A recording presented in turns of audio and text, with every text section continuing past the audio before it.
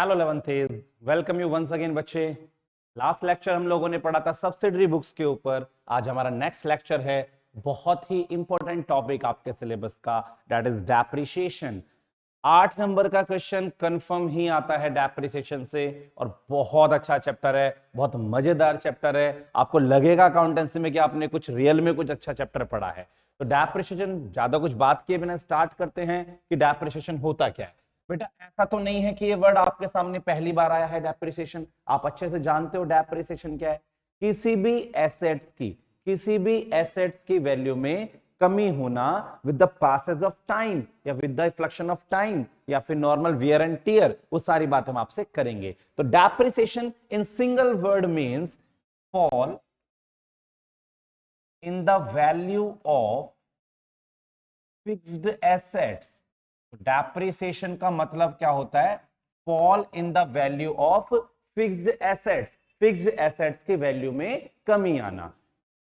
Sir क्यों लगता है डेप्रिसिएशन? बेटा 3 रीजन होते हैं। देखो, ऐसी कोई फिक्स्ड एसेट्स नहीं होती जिसकी वैल्यू टाइम के साथ कम नहीं होती। लैंड को छोड़ दो, लैंड एक एप्रिशिएबल एसेट्स है। लैंड को छोड़कर कोई भी एसेट्स, आपने एक एसी खरीदा, उसकी वैल्यू भी with the passage of time कम हो जाती है। आपने कार खरीदी, उसकी वैल्यू भी with the passage of time कम हो जाती है। Whatever the assets you are using, उसकी value with the passage of time या with the fluxion of time कम होती ही है। तो डेप्रिसिएशन के 3 बड़े रीजन होते हैं। सबसे पहला रीजन होता है नॉर्मल वियर एंड टियर, जिसे हम बोलते हैं टूट फूट या फिर घिसावट। दूसरा बच्चे होता है इफ्लक्शन ऑफ टाइम, इफ्लक्शन ऑफ टाइम, समय के साथ साथ वैल्यू का कम होना। और तीसरा होता है एक्सपेक्टेड ऑब्सोलेंस, एक्सपेक्टेड ऑब्सोलेंस। तो डेप्रिसिएशन के हैं 3 रीजन। सबसे पहला है नॉर्मल वियर एंड टियर, दूसरा है इफ्लक्शन ऑफ टाइम, और तीसरा है एक्सपेक्टेड ऑब्सोलेंस। तो सर ये नॉर्मल वियर एंड टियर क्या होता है? बेटा इसे तो हम बोलते हैं घिसावट, घिसना, टूट फूट होना। जब हम किसी चीज को यूज करते हैं तो वो घिस जाती है। अक्सर आप नॉर्मल लाइफ में भी कंसीडर करो, आप किसी से फोन परचेस करने गए, मान लो एक फोन मेरा है 1 जनवरी का खरीदा हुआ, एक फोन इन भाई का है वो भी 1 जनवरी का खरीदा हुआ, लेकिन मेरे फोन का थोड़ा सा साइड से डिस्प्ले टूट रहा है या थोड़ा सा स्क्रैचेस ज्यादा हैं, तो आप बोलोगे यार भैया कम कर लो, इसमें तो ना थोड़ा सा ये सब लगा हुआ है, देखो पीछे से घिस रहा है। तो हम जो कंडीशन होती है उसकी घिसावट के अकॉर्डिंग उसकी वैल्यू कम होती है। और सिंपली भाषा में आपसे नॉर्मल भी कह दूं कि जब चीजों को यूज करते हो तो उनकी कंडीशन वर्न होती है, वर्न होती है तो मतलब डेप्रिसिएशन। तो सबसे पहला reason normal wear and tier.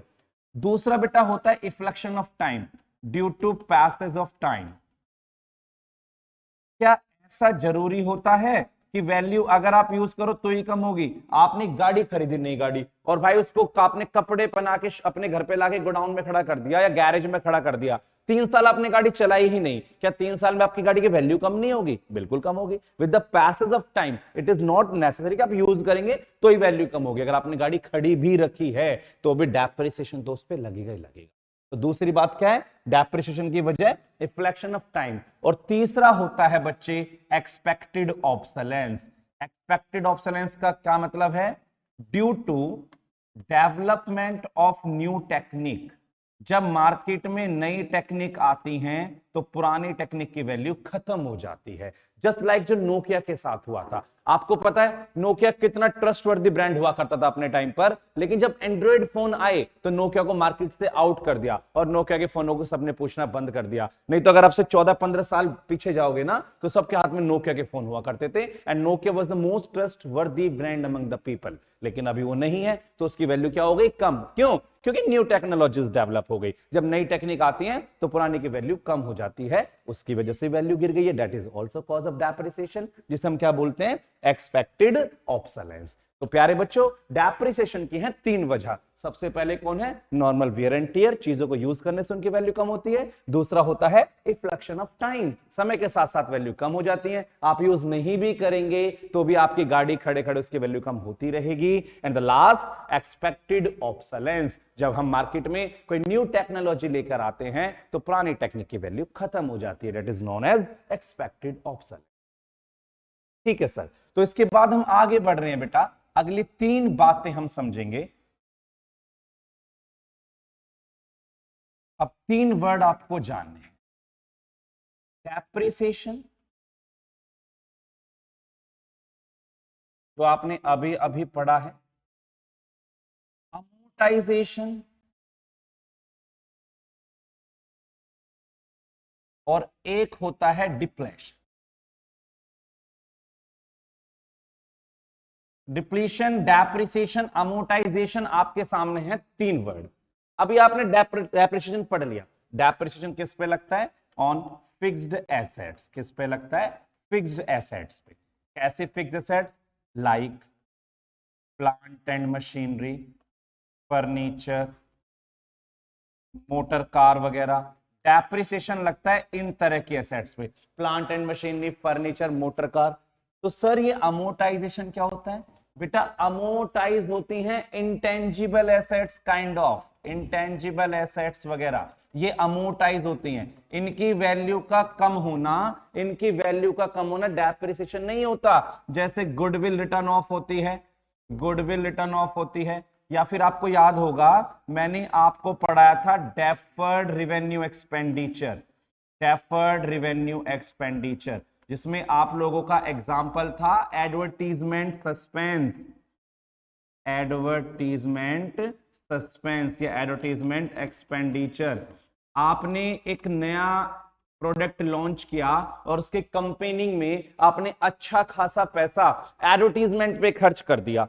तो आपने जो इतना सारा पैसा, मान लो आपने 1 लाख रुपए एडवर्टीजमेंट में लगा दिए और उसके 5 साल के लिए आपने ऐड करा। एक बात बताओ, क्या सारा एक साथ P&L में डाल देते हैं? नहीं ना, सारा एक साथ तो खर्चा नहीं मानते। 1 लाख का खर्चा 5 साल आपको बेनिफिट देगा, तो हर साल 20,000 20,000 20,000 इस तरीके से हम खर्चा मान के चलते होंगे। तो हर साल 20,000 रुपए में जो खर्चा मानना होता है, जो राइट ऑफ करना होता है, उसे हम बोलते हैं अमोर्टाइजेशन। सर फिर डिप्लेशन क्या है? बेटा जो कॉल माइंस वगैरह होती हैं, कॉल माइंस वगैरह जो होती है, यानी कि जो वेस्टिंग एसेट्स होती हैं, जो क्या होती हैं? Wasting assets. कॉल माइन वगैरह हो गई आपकी, जहां से आपकी जो लैंड जो है उसकी वैल्यू खत्म होती चली जाती है और वो एसेट्स बिल्कुल बेकार हो जाते हैं, तो माइंस वगैरह के लिए हम डिप्लेशन बोलते हैं। तो 3 वर्ड अलग अलग मीनिंग को सिग्निफाई करते हैं। सबसे पहला डेप्रिसिएशन, जो फिक्स्ड एसेट्स पे लगता है, जैसे प्लांट एंड मशीनरी, फर्नीचर और मोटर व्हीकल। देन इसके बाद अमोर्टाइजेशन। अमोर्टाइजेशन क्या होता है आपका? मतलब कि वैल्यू रिटर्न ऑफ होना, kind of intangible assets, kind of intangible assets और फिक्टिशियस एसेट्स। उसके बाद हमारा नेक्स्ट कौन सा है? डिप्लेशन। डिप्लेशन मतलब जो कॉल माइंस वगैरह होते हैं, इनकी वैल्यू भी कम होती चली जाती है, क्योंकि आपको पता है नो यूजेबल हो जाती है बाद में। तो ये हमारे पास 3 चीजें आपके सामने हैं। होपफुली सारी बातें क्लियर चल रही होंगी आपको अब तक। Now we are talking about methods of depreciation. Methods of depreciation. तो प्यारे बच्चों, मेथड्स ऑफ डेप्रिसिएशन में आपकी बुक में डेप लगाने के 2 मेथड डिस्कस हैं क्लास 11th में। ऐसा नहीं है कि मेथड 2 ही होते हैं, मेथड बहुत सारे होते हैं। कभी चार्टर्ड अकाउंटेंसी में आप फाउंडेशन में ही जाएंगे तो वहां पर ये 8-9 तरह के मेथड पढ़ लोगे आप, लेकिन आपके लिए यहां पर फॉर 11th बीइंग आपको बस 2 मेथड पढ़ने होते हैं, जिनके नाम हैं स्ट्रेट लाइन मेथड। जिनके नाम है बेटा स्ट्रेट लाइन मेथड।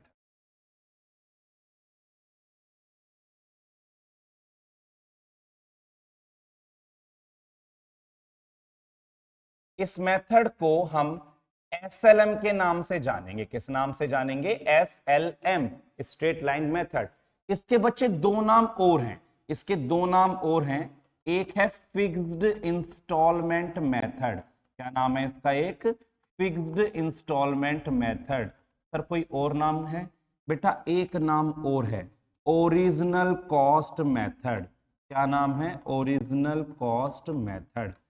तो सर तीनों में से किसी भी नाम से क्वेश्चन में लिख के दे सकता है बच्चे, बिल्कुल किसी भी नाम से लिख के दे सकता है, लेकिन ज्यादातर नाम ये वाला और ये वाला आपके सामने यूज करेगा, स्ट्रेट लाइन मेथड और ओरिजिनल कॉस्ट मेथड। सर इसमें दूसरा मेथड का नाम? बेटा इसका नाम है return down value. Return down value, मैं इसको WDV के नाम से जानूंगा आगे, मैं इसको हमेशा बोलूंगा WDV। सर इसके कोई और नाम? इसका एक नाम और है प्यारे बच्चों, मतलब diminishing balance method. Diminishing balance method, इसका एक नाम और है, that is reducing instalment method. Sir तीनों नाम से लिखा आ सकता है क्या? बेटा बिल्कुल आ सकता है, लेकिन ज्यादातर नाम आपको WDV ही लिखा मिलेगा, ज्यादातर चांसेस WDV वर्ड ही लिखे होने के होते हैं। सर दोनों मेथड में फर्क क्या है? बेटा मैं आपको बताता हूं फर्क क्या होता है दोनों मेथड में, आप प्लीज फोकस करें। मान लेते हैं कि एक मशीन खरीदी आपने 1 लाख, और मान लेते हैं डैप 10% लगेगा SLM मेथड से। ये भी मान लेते हैं कि डैप 10% लगेगा SLM मेथड से। तो प्यारे बच्चों किस तरह से डैप लगता है? 1 लाख की आप मशीन लेके आए थे, ठीक है, अब 1 लाख की मशीन थी, तो डैप पहले साल जब 10% लगा होगा तो 10,000 का डैप लगा होगा, तो आपकी मशीन की वैल्यू कितनी बचेगी? सर 90,000 बचेगी। तो बेटा सेकेंड ईयर भी आप 10% डैप लगाओगे, सर कितना लगेगा? फिर से 10 लगेगा, वैल्यू कितनी बचेगी? सर 80 बचेगी। सर फिर थर्ड ईयर में कितना लगेगा? 10% लगेगा, कितना हो गया? 10,000। सर फिर कितनी बचेगी? 70। ओहो सर बात यह है कि आप हर बार 1 लाख पे 10% लगाए जा रहे हैं। अच्छा, तभी इसका नाम ओरिजिनल कॉस्ट मेथड था कि आप जितने की मशीन लाएंगे उतने पर ही डैप लगाएंगे। इसलिए बेटा इसका नाम ओरिजिनल कॉस्ट मेथड था कि जितनी की आपने खरीदी है, जो एसेट्स की ओरिजिनल कॉस्ट है, आप उसी पर ही हमेशा डैप लगाएंगे। तो सर इसमें क्या फर्क है? बेटा अगर सेम एग्जांपल में यहां लेता, मशीन 1 लाख की और डैप 10% पर एनम होता, तो पता है आपको कैसे डेप्रिसिएशन लगता? 1 लाख पे 10% लगता 10,000। फिर प्यारे बच्चों वैल्यू निकल के कितनी आती? 90। फिर 10% लगता 9,000, फिर वैल्यू निकल के आती है 81,000। फिर 10% लगता 8,100, फिर वैल्यू निकल के आती 72,900। फिर 72,900 पे लगता 7290, फिर वैल्यू आती 65,610। बस सर बस समझ गए, हम समझ गए ना? इसमें जो डेप्रिसिएशन लग रहा है, जो वैल्यू हर बार निकल कर आ रही है, उस पे लग रहा है। पहले 1 लाख था, 10% लगा, 90 निकल के आया, फिर 9 लगा 90 पर, फिर 81 आया, 81 पे ये लगा, फिर ये निकल के आया। तो जब भी तो इसका नाम रिटर्न डाउन वैल्यू है, रिटर्न डाउन वैल्यू। जो वैल्यू निकल के आती है उस पे डेप्रिसिएशन लगता है, जो वैल्यू निकल कर आती है उस पे डेप्रिसिएशन लगता है। आप समझ गए होंगे मेरी बात, आपको SLM और WDV दोनों के डिफरेंसेस बहुत अच्छे से समझ में आ गए होंगे। अब मैं आगे बढ़ता हूं, कुछ ऐसे की पॉइंट्स हैं जो डेप्रिसिएशन करते टाइम आपको याद रखने पड़ेंगे। आपके माइंड में ऐसा आ रहा होगा, सर क्या डेप्रिसिएशन इस मेथड से लगाती है फर्म या इस मेथड से लगाती है? आपके नॉलेज के लिए बता देता हूं। पहली बात, इंडिया में as per income tax act, company laws के अकॉर्डिंग भी हर तरह से जो डेप्रिसिएशन लगता है वो रिटर्न डाउन वैल्यू मेथड से लगता है। SLM मेथड कोई फॉलो नहीं करता, पहली बात।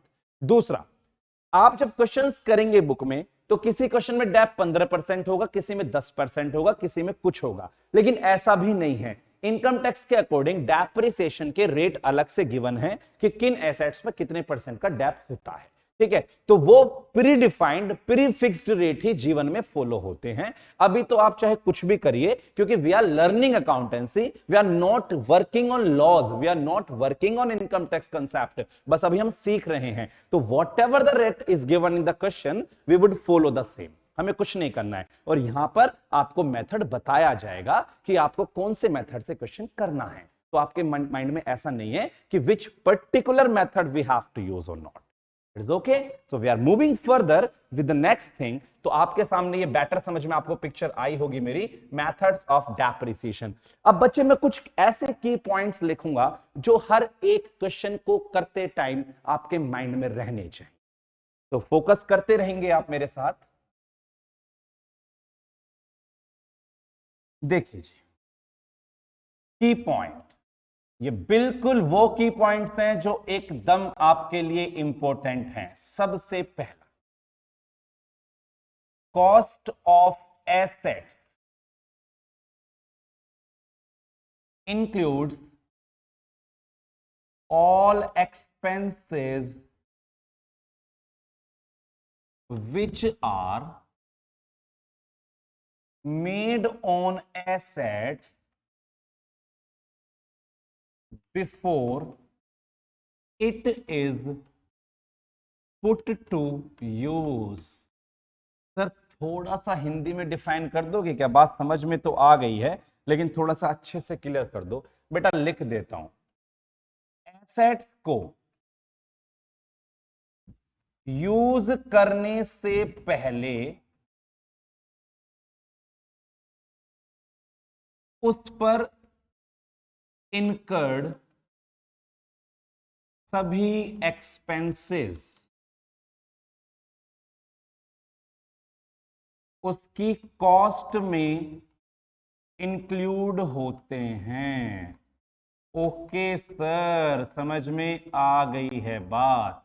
आपने एक मशीन खरीदी 80,000 रुपए की और 10,000 उसे लाने पे खर्च करे और 10,000 उसके इंस्टॉलेशन में खर्च करे। जो बंदा मशीन लगाने आया था उसने इंस्टॉल करा, उसको 10,000 वो ले गया। तो सर हमें तो 1 लाख की पड़ गई मशीन। मैं बस यही कहना चाह रहा हूं आपसे कि हमें तो 1 लाख की पड़ गई मशीन। जब हमारे घर में एसी आता है ना, अगर 30,000 रुपए का एसी आता है, 500 रुपए लाने वाला भी लेता है और 2500 रुपए इंस्टॉलेशन वाला भी लेता है, तो हम कहते हैं भाई 33 का पड़ा है लग के, 33 का पड़ा है लग के। तो यही तो सेम बिजनेस का भी रूल होता है कि किसी भी एसेट्स को जब आपने परचेज किया तो उस पर किया गया कोई भी खर्चा, उस पर किया गया कोई भी खर्चा वो उसकी कॉस्ट में शामिल हो जाता है। चाहे वो इंस्टॉलेशन चार्जेस हो, चाहे वो वेजेस चार्जेस हो, चाहे वो रिपेयरिंग चार्जेस हो, चाहे उन्हें वर्किंग मोड में लाने के लिए कोई भी खर्चा जो आपने किया है वो उसकी कॉस्ट में शामिल हो जाएगा। ये बात आपको याद रखनी है।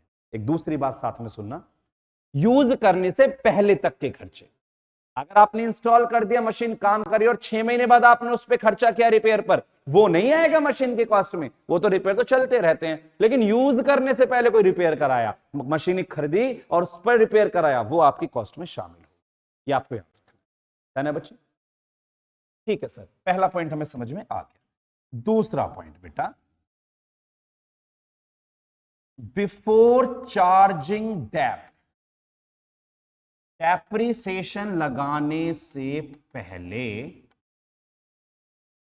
Check the number of month used,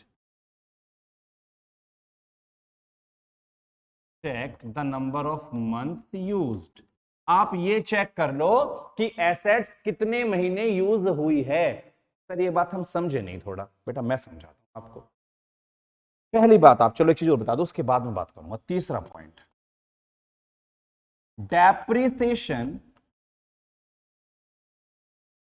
is always charged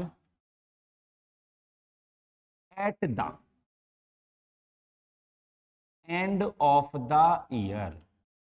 firm अपनी बुक्स ऑफ अकाउंट में जो डेप्रिसिएशन चार्ज करती है वो हमेशा साल के एंड में चार्ज करती है। कब चार्ज करती है? साल के एंड में। अब आपका जो फॉलो होता है ईयर, वो होता है 1 अप्रैल से 31 मार्च, 1 अप्रैल से 31 मार्च। यानी कि हम जब भी डेप्रिसिएशन लगाएंगे तो वो 1 अप्रैल से शुरू होके 31 मार्च वाले ईयर में जाएगा और जो डेट होगी डेप की वो साल का एंड होगा, दैट इज 31 मार्च। अब मान लो मैंने कोई एसेट्स 1 अक्टूबर में खरीदी, मैं कोई एसेट्स लाया 1 अक्टूबर में, तो डेप कब लगेगा? मार्च में। तो अक्टूबर, नवंबर, दिसंबर, जनवरी, फरवरी, मार्च, तो कितने महीने हुए? 6 महीने हुए। तो डेप भी तो 6 महीने का लगाओगे ना।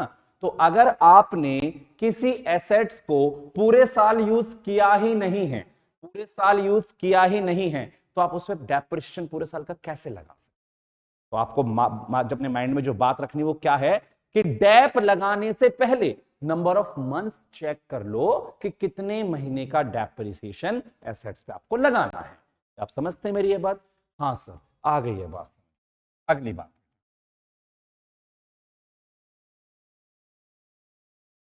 If any assets is sold, अगर कोई एसेट्स बेची जाती है तो प्रॉफिट या loss on such assets is calculated. तो आपको उस एसेट्स पर प्रॉफिट या लॉस निकालना पड़ेगा। अगर आपने किसी एसेट्स को बेचा है तो आपको उस एसेट्स पर प्रॉफिट या लॉस निकालना पड़ेगा। तो कैसे निकालेंगे, उसके लिए आपको थोड़ा सा एक working note kind of follow करना है। ऐसे आप एग्जाम में करेंगे, वर्किंग नोट लिखेंगे। सबसे पहले आप ये चेक करेंगे कि आपने एसेट्स कब खरीदी थी। तो value of assets on purchase date, कि जिस दिन आप एसेट्स लाए थे वो आप कितने की लाए थे। दूसरा, फिर आप डेप लगाओगे, less depreciation till the date of sale. जब तक आपने बेची है तब तक डेप लगा के उसकी वैल्यू चेक नहीं करोगे आज। तो value at the time of sale, यानी कि सेल के टाइम पर आपको एसेट्स की वैल्यू पता चल जाएगी। फिर आपको बताएगा वो सोल्ड फॉर, कि आपने कितने की उसको बेच दिया। तो आपको क्या मिल जाएगा, आपको मिल जाएगा प्रॉफिट या लॉस। सर ये बात थोड़ा समझाना चाहेंगे आप? बेटा मैं समझाता हूं आपको एक बात, आप थोड़ा यहां ध्यान दो मेरी बात। इधर देखो, मैंने ना एक मशीन खरीदी 1 अप्रैल 2020 को 2 लाख रुपए की, और 1 अप्रैल 2022 को मैंने यही मशीन मार्केट में 1,75,000 रुपए की बेच दी, या चलो 185 की बेच दी, 185 की बेच दी, मैंने चेंज कर दिया 185 की। मैं पूछ रहा हूं आपसे, मुझे बताओ प्रॉफिट हुआ या लॉस हुआ? अब बहुत सारे बच्चे सर नुकसान हो गए तो 15,000 का। लेकिन बेटा 2 साल यूज भी तो करी, क्या 2 साल जो मशीन से मजे लिए हैं उसकी कोई वैल्यू नहीं है? उस मजे की वैल्यू का नाम तो डेप्रिसिएशन है। सर कैसे? मान लो अगर क्वेश्चन में 10% का डेप दिया होता, 10% का डेप दिया होता, वो भी एसएलएम मान लेते, अगर क्वेश्चन में 10% का डेप दिया होता तो पता है आपको, आपने से 2 साल यूज करा, पहले तो 20-21, तो 10% डेप तो यहां लग गया होगा 20,000, और फिर आपने 21-22 वाले साल में भी यूज कर लिया 20,000। तो आपको पता है आपकी मशीन की वैल्यू आज 160 बची, क्योंकि मैंने यही बोला है जब भी एसेट्स बेचोगे तो पहले उसकी वैल्यू चेक करनी है डेप निकाल के। तो वैल्यू चेक करो कि जिस दिन आप सेल कर रहे हो उस दिन उसकी वैल्यू कितनी है। तो आपको पता है आज उसकी वैल्यू 160 है, और आप कितने में बेच रहे हैं सर? 185 में। तो आपको 25 का प्रॉफिट हो गया है, यहां पर 25 का प्रॉफिट, क्योंकि आपने अपनी जो मशीन है उसकी वैल्यू से कहीं ज्यादा में उसको बेच दिया। तो hopefully you got the concept done. मैं क्या बताना चाह रहा हूं कि जब भी कोई एसेट आप बेचेंगे तो पहले आप उस पर डेप्रिसिएशन निकालेंगे, कब तक का? Till the date of sale का, और फिर पता करेंगे कि उस पर आपको प्रॉफिट हुआ है या लॉस हुआ। इतनी बात आपको क्लियर होंगी, ऑब्वियसली क्लियर होंगी। तो बेटा अब मैं आपको फॉर्मेट बताने वाला हूं कि आप अकाउंट कैसे बनाएंगे।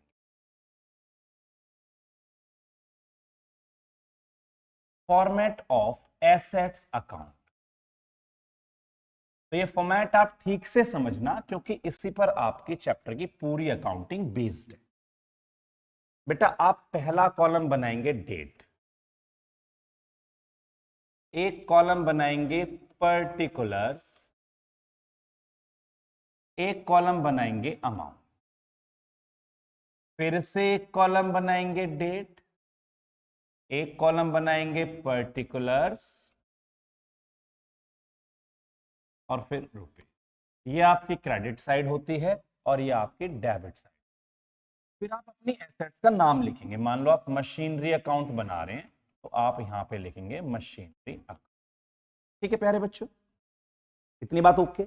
अब अगली बात पे फोकस करो। जिस दिन आपने खरीदा, जिस दिन आपने खरीदा, तो वो जो परचेज की आपकी डेट है, वो जो परचेज की आपकी डेट है, उस दिन सबसे पहले आप लिखो टू बैंक।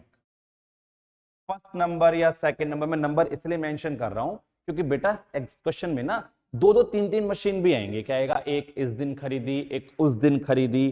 तो अगर एक ही है तो कोई दिक्कत वाली बात नहीं है, लेकिन अगर ऐसे बोलेगा कि इस दिन खरीदी एक और खरीदी, तो आपको नंबर मेंशन करने पड़ेंगे। तो टू बैंक सबसे पहले जो भी पहली मशीन है या पहली, उसकी आप वैल्यू लिखेंगे। अगर आपने इसी साल एक मशीन और खरीदी है किसी भी डेट पर, तो फिर से टू बैंक लिख देंगे। लेकिन अगर नहीं खरीदी तो ईयर एंड, तो ईयर एंड वो कब होता है, मार्च 31 को आप डेप्रिसिएशन लगाएंगे, आप डेप्रिसिएशन लगाएंगे। सर ये बात हमें समझ में आ गई है। मैं आपको बता देता हूं यहां बैंक लिखने का रीजन क्यों है। मशीन की एंट्री है, बड़ी ट्रांजैक्शन मोस्टली चेक के थ्रू मानी जाती हैं। आप कैश लिखोगे तो भी कोई गलत नहीं काटने वाला, तो भी कोई गलत नहीं काटने वाला, लेकिन बैंक रिकमेंडेड है, बैंक रिकमेंडेड है, बैंक लिखोगे ज्यादा बेटर है। रीजन बता दूं, मशीन खरीदने की एंट्री होती है मशीन डेबिट टू बैंक या cash, machine debit to bank या कैश। तो मुझे बताओ मशीन के डेबिट में टू बैंक लिख के मैंने कोई गलती कर दी क्या? क्या मैंने कोई गलती कर दी टू बैंक लिख के? नहीं सर, गलती तो आप करते ही नहीं हो। बेटा गलती हो जाती है, लेकिन यहां तो कोई गलती नहीं है, यहां तो ओके है सारी बात ना। ठीक है सर। सर जब डैप लगता है तो मशीन की वैल्यू कम होती है ना? हाँ जी बिल्कुल होती है, और एसेट्स कम होने पर क्रेडिट होती हैं, तो मैंने डैप इधर लगा दिया। सर जनरल एंट्री क्या थी वैसे डैप की? बेटा डैप की जनरल एंट्री थी dep account debit to machine.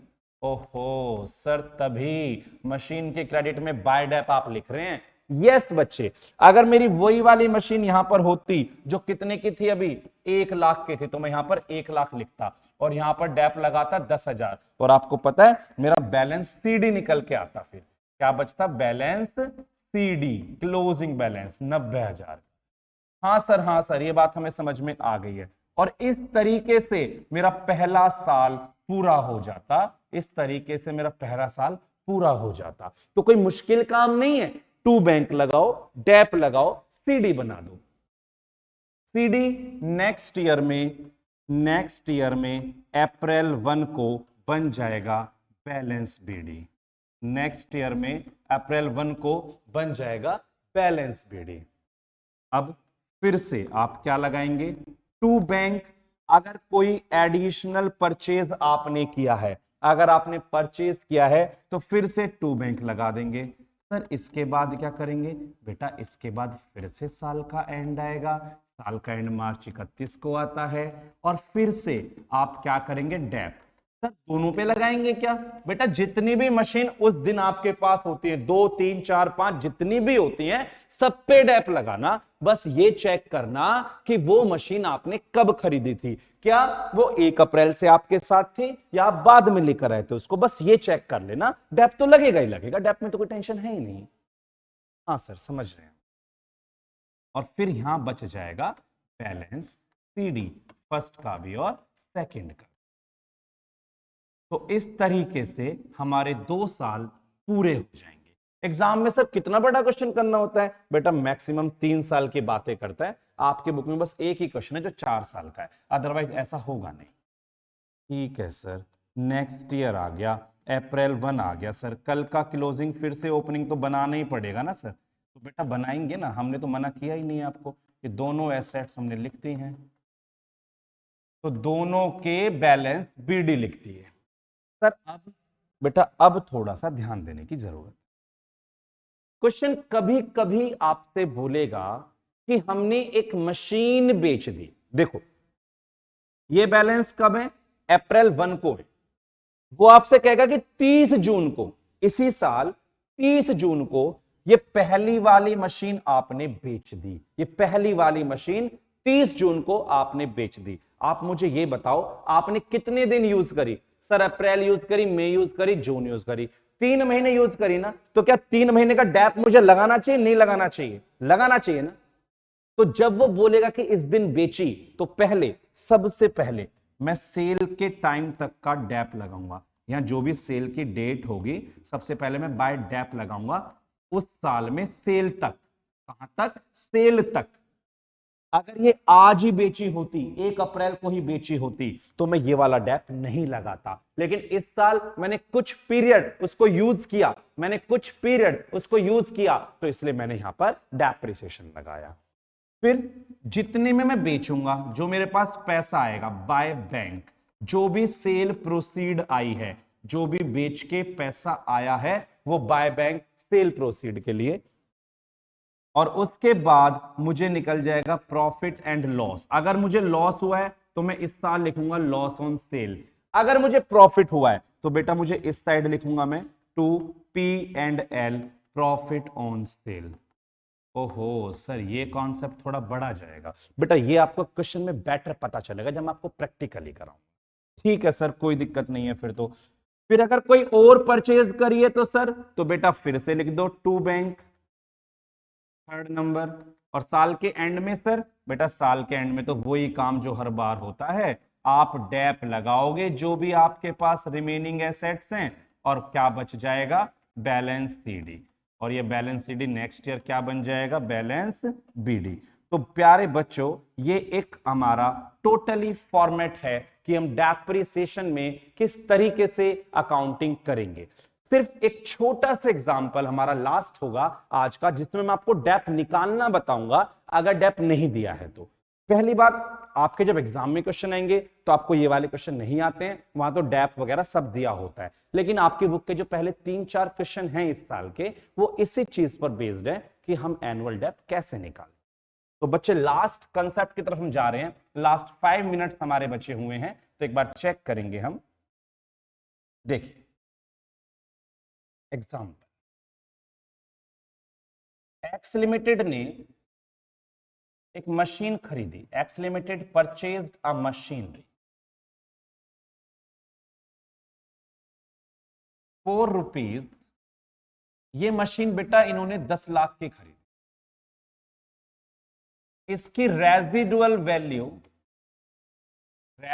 Value इसकी 90,000, चलो 1 लाख ले लो। और प्यारे बच्चों इसकी जो एस्टिमेटेड लाइफ है, जो मशीन चल पाएगी वो 10 साल चल पाएगी, 10 इयर्स इसकी एस्टिमेटेड लाइफ है। वो आपसे दो चीजों की रिक्वायरमेंट कर रहा है, कह रहा है एक तो एनुअल डेप बता दो, और एक डेप्रिसिएशन का परसेंटेज बता दो, एक एनुअल डेप बता दो और एक डेप्रिसिएशन का परसेंटेज बता दो। मैं आपसे छोटी सी बात करने वाला, मैंने कार खरीदी 5 लाख की, 5 साल चलेगी वो, 5 साल उसकी लाइफ है, खत्म हो जाएगी। तो आप नॉर्मल बताओ मुझे क्या, 5 लाख 5 साल में खत्म, तो हर साल 1 लाख खत्म, ऑब्वियस है ना। अगर 5 लाख 5 साल में खत्म तो हर साल 1 लाख खत्म, यही तो लाइफ, यही तो डेप है। तो मशीन की जो भी वैल्यू है, जो कार की जो भी वैल्यू है, उसको उसकी लाइफ से डिवाइड कर दिया, क्योंकि मुझे 5 लाख का नुकसान हो गया। लेकिन सर कार तो थोड़ी सी बिक भी जाएगी बाद में, थोड़ा सा पैसा तो उससे आ भी सकता है बेच के, बेटा बिल्कुल आ सकता है। एक कार खरीदी 5 लाख की, 5 साल बाद 1 लाख की मार्केट में बिक जाएगी, उसकी मार्केट वैल्यू, स्क्रैप वैल्यू बोलते हैं इसको, क्या बोलते हैं इसको, स्क्रैप वैल्यू। सर और कोई नाम, हाँ बेटा बिल्कुल इसका और नाम भी है, रेजिडुअल वैल्यू। सर और कोई नाम, हाँ जी बिल्कुल है, साल्वेज वैल्यू। ओहो सर 3 नाम में से कोई भी आएगा क्या, बेटा कोई भी नाम आएगा, scrap value, residual, salvage value, तीनों में से कुछ भी नाम आएगा। ठीक है सर, तो वो 4-5 लाख की गाड़ी 1 लाख की बिक जाएगी 5 साल बाद, तो मेरा नुकसान कितने का, कितने सालों में, 5 सालों में। तो हर साल 80,000 होगा या नहीं होगा, होगा ना। तो मैं आपसे हमेशा ये बोलूंगा कि जो एनुअल डेप निकालने का तरीका है वो cost minus scrap value upon में लाइफ से आप निकाल, ठीक है सर। और जो डेप्रिसिएशन परसेंटेज निकालने का तरीका है कि कितना परसेंट है, तो जो भी आपका ऊपर एनुअल डेप आएगा अपोन में हम एसेट्स की कॉस्ट रख के इंटू 100 कर देंगे, तो हमें डेप्रिसिएशन का परसेंटेज पता चल जाएगा। जैसे अब इस क्वेश्चन में आपके एसेट्स की कॉस्ट कितनी है, 10 लाख, स्क्रैप कितनी है, 1 लाख, लाइफ कितनी है, 10 साल, तो 9 लाख का नुकसान होगा 10 सालों में। तो हर साल 90,000 डेप आया, 90,000 डेप। और डेप परसेंटेज निकालोगे तो जो भी एनुअल डेप है दैट इज 90,000 अपोन में एसेट्स की कॉस्ट कितनी थी, 10 लाख इंटू 100, तो कितना परसेंट आया सर, 9% आया। तो बताओ मैंने तो कुछ मुश्किल किया ही नहीं, ग्रेवाल सर की बुक में पहला क्वेश्चन चेक करोगे 5 से 6 केस उसमें ऐसे दे रखे हैं, बस यहाँ पे थोड़ा अलग तरीके से क्वेश्चन मिलेगा आपको। जैसे मैंने मशीन 10 लाख की लेना, वो कहेंगे मशीनरी परचेज करी 9.5 लाख की और इंस्टॉलेशन पे खर्च करे 50,000। तो बात तो वही है, ऐसे मजे ले लो या वैसे ले लो। 9.5 लाख की खरीदी, 50 इंस्टॉलेशन पे खर्च करे, तो टोटल तो 10 लाख ही है, कॉस्ट तो 10 लाख ही है, तो उससे कोई फर्क पड़ने वाला है क्या? बिल्कुल नहीं पड़ने वाला सर, क्वेश्चन तो सेम रहेगा। तो बेटा क्वेश्चन सेम रहेगा। और अगर यही क्वेश्चन आपसे कहता कि भैया 3 साल के अकाउंट बना के दिखा दो, आपसे यही क्वेश्चन कहता कि भैया 3 साल के अकाउंट बना के दिखा दो, तो मुझे कुछ करने की जरूरत नहीं थी, मैं आपके सामने ऐसा एक फॉर्मेट ड्रॉ कर देता, date particular amount, date particular amount. तो हम मशीनरी अकाउंट बनाते और जिस दिन भी हमने खरीदा, मान लो इन्होंने 1 अप्रैल 2011 को खरीदा था, तो आप पहले यहां 2011 लिखते अप्रैल 1। तो जब खरीदते हैं तो क्या लिखते हैं? टू बैंक लिखते हैं। कितने की लाए थे सर? 10 लाख के लाए थे। तो साल के एंड में मार्च 31 को, 2012 के मार्च 31 को हम डैप लगाएंगे। सर कितना? बेटा 90,000। अभी तो आपने देखा 90,000, अभी तो आपने देखा ये रहा 90,000 का डैप हमारा टोटल मिला के, ठीक है। तो 90,000 का डेप हमारा पास इसमें था, तो हमारा बैलेंस सीडी कितना बच जाता? बैलेंस सीडी सर 9,10,000 रुपए बच जाता, और इस तरह से हमारा पहला साल खत्म हो जाता। आपको बेटा मैंने फॉर्मेट में सिर्फ यही बात बताई थी, सिर्फ यही बात, ठीक है। ठीक है सर, ये सीडी अगले महीने की अप्रैल 1 को 2012 को बैलेंस बीडी बन जाएगा। कितनी वैल्यू है? 9,10,000। फिर मार्च 31 साल के एंड में फिर से हमारा क्या लगेगा? डेप्रिसिएशन 90,000 फिर से बेटा, तो बैलेंस सीडी कितना बच गया सर? 8,20,000। तो बेटा 2 साल पूरे हो गए, क्योंकि 9-10 में से 90 का डेप लग गया। आप ये मत सोचना कोई फिगर कहां से आ रही है, मैं आपको सब कुछ बता रहा हूं। डेप एनुअल हमने यहां से निकाला है 90,000 का, और ये फिगर 9-10 में से 90 गए तो 8-20 बचा। फिर नेक्स्ट ईयर फिर से अप्रैल 1 2013 हम ये बैलेंस बीडी बना लें, ठीक है बच्चे। तो 8-20 और साल के एंड में मार्च 31 2014 में हम डैप लगाएंगे, फिर से डैप लगाएंगे 90,000, और एसेट्स की वैल्यू बाय बैलेंस सीडी बचेगी 7,30,000, और इस तरीके से आपके 3 साल बच्चे पूरे हो जाएंगे। 8,20,000, और इसको हम क्या लिख देंगे? 2014 अप्रैल 1 में टू बैलेंस बीडी 7,30,000, और हमारे 3 साल कंप्लीटेड। तो होपफुली आपको मेरे काउंटिंग में समझ में आया होगा बच्चे। तो ये हमारी आज की क्लास के लिए इनफ है, क्योंकि हमारे गुरुजी अब प्रतीक्षा कर रहे हैं, उनको अब एक नेक्स्ट क्लास रिकॉर्ड करनी है। साहिल सर हमारे फिजिक्स के लिए बहुत अच्छे टीचर है हमारे गुरुजी, और आपके जो भी फ्रेंड्स साइंस में पढ़ते हैं जिनके पास पीसीएम है, तो उनको पर्सनली रिकमेंड करिएगा कि साहिल सर की वीडियो क्लास एक बार जरूर देखें। बहुत अच्छा पढ़ाते हैं, IMA फिजिक्स क्लासेस के नाम से साहिल सर के वीडियोस वहां पर मिलेंगे आपको। टेक केयर बच्चे, good bye, we will meet again, good bye.